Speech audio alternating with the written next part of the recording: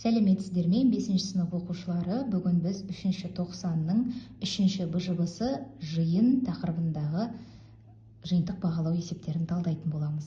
Бірінші есеп А және Б жиындары берілген. А және Б жиындарының қиылысуын, А және Б жиындарының бірігуін және суретте көрсетілген жұпсандар қандай жиынға тиісті болатындығын табуымыз керек. Бірінші,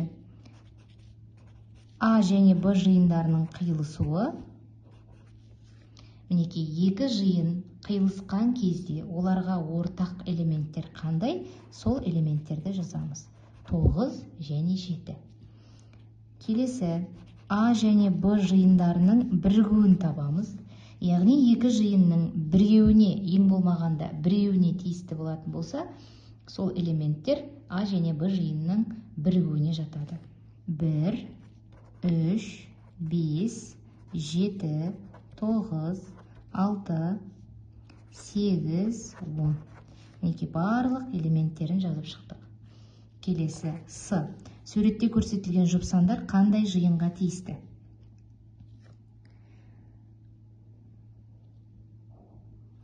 Мысалы, жұпсан 6 тиісті Б жиынына, 8 тиісті Б жиынына, 10 тиісті Б жиынына.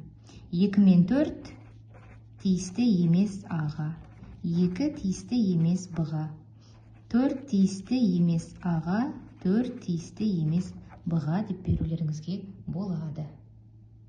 Екінші есеп, Эйлер-Вен диаграммасын қолданып есепті шығарыңыз. Қалаға 22 турист келді. Кешкі демалыс кезінде 9 турист драма театрына барғысы келді. 12 турист демалыс паркіне барып демалғысы келді. Ал олардың ішінде 5 турист драма театрына да демалыс паркіне де барғысы келді.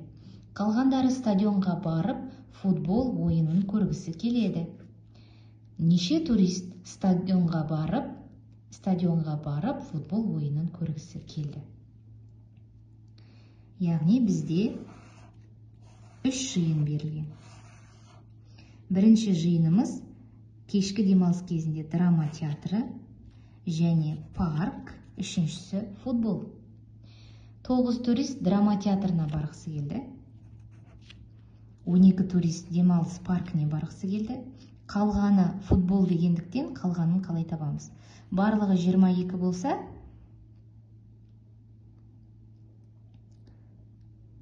сол 9 қосу 12-ні, қазір. Ал олардың ішінде 5 турист драма театрына да демалыс паркіне де барғысы келді. 5 турист мына екеуіне де барғысы келді, мына жерге жазамыз. 5, демек мұнда 7, 9-дан 5 алам, 4. Енді қалғанын табу үшін 9-ға 7 қосамыз.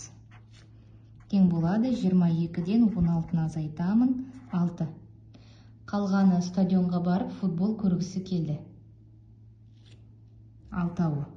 Сонда бізде 6 турист футбол көргісі келді.